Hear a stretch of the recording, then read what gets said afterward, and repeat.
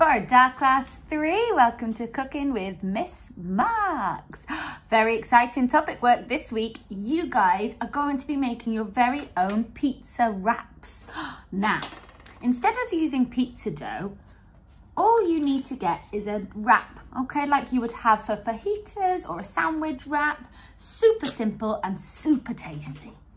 Now, the first part of the method for this recipe is to collect all of your ingredients.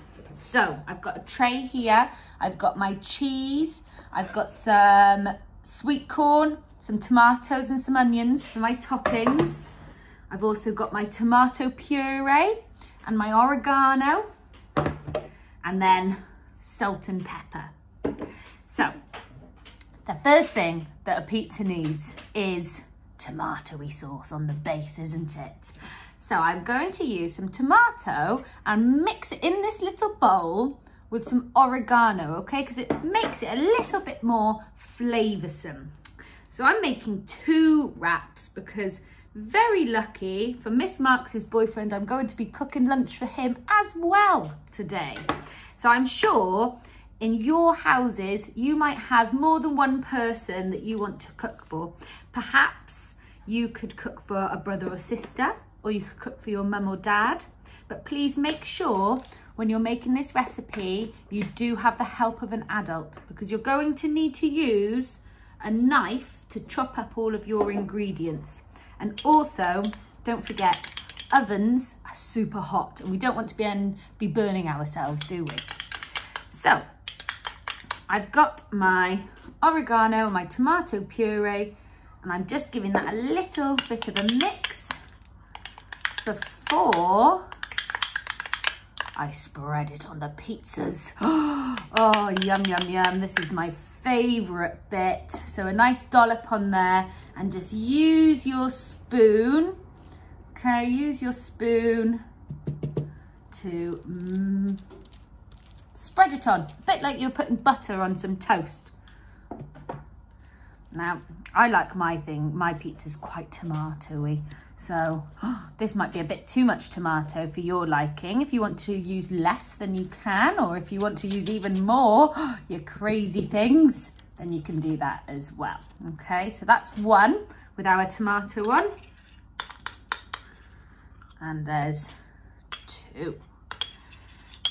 Now, tomato puree is basically lots and lots and lots of tomatoes cooked for a very, very long time until they turn into like a smooth paste. And tomato puree is really good if you want to get some nice, rich, tomatoey flavours. So if you're making things like a tomatoey pasta sauce or a spaghetti bolognese, you would usually use some lovely tomato puree in there.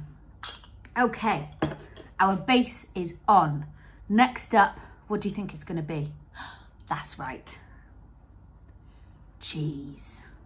So the best cheese to use would be mozzarella, okay? Because mozzarella is a really, really stringy cheese. And when you eat pizza and the cheese strings apart like an elastic band, that's because it's made from mozzarella. I was a bit disappointed last night because I went to the shops to buy my ingredients to cook this for lunch today. I didn't have any mozzarella, so I'm having to use cheddar cheese, which is probably the usual kind of cheese that you might have in your fridges, in your kitchens. But it works relatively similar, okay? So you can make do with cheddar cheese if you haven't got any mozzarella, that's fine. Okay, do we think that's enough cheese? I think so, just about. Right, the next part of the method is to prepare your toppings. Now, like I said, I'm using some sweet corn, some tomatoes, and some onion for mine. I've already chopped my vegetables for the top. If you're going to chop it yourself, you need to make sure you've got an adult with you, okay? Because they're going to show you how to use kitchen tools like sharp knives very sensibly. But if mummy or daddy or your adult who's with you says, no, you can't, and they want to chop it themselves, then you have to listen to them, okay? Because it's really, really sharp kitchen knives, and you need to make sure that you're being safe. So please only do it with adult permission and supervision. Right, so next bit, our ingredients. Oh, actually, I'm going to check the method just to make sure, because I've got a bit of a feeling it tells me to add salt and pepper, and I should have done that before the cheese. So that's why it's really important that you read the recipe and keep an eye on it. Okay, so that's our salt, and there's our pepper. This is looking tasty already. I think I could eat it without it even being cooked. Right, so next up, we're going to sprinkle over our sweet corn. Now remember, when you're making these pizzas, you don't want all of your toppings in one big pile in the middle, do you? You want to make sure that your toppings are spread out really nice and evenly across your pizza. Okay, add a couple more on there. Next up, what do you think? Should I do tomatoes or onions next? Onions, I agree. So I'm going to sprinkle these onions across. Now, when you or the adult that is with you is chopping the onions, you might find that it makes your eyes feel a bit funny.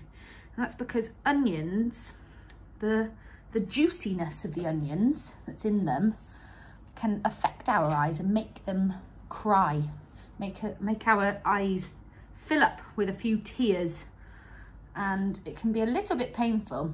But I've heard a special trick, and that's, my mum used to tell me this, that if you hold a spoon in your mouth while you chop onions, it's meant to stop you from crying, okay, or stop your eyes from tearing. I don't know how true it is, because sometimes I find it works, other times it definitely hasn't. Okay, there's our onions. Last bit now. Oh, I love tomatoes. So lots of juicy bits of tomato all over my pizzas, please.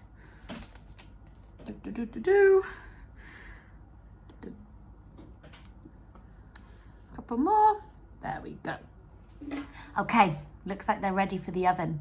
What I'm going to do is I'm going to stop the camera, I'm going to put them in the oven, and then I'm going to post a picture at the end of this video of my final pizza so that you can see what it's like.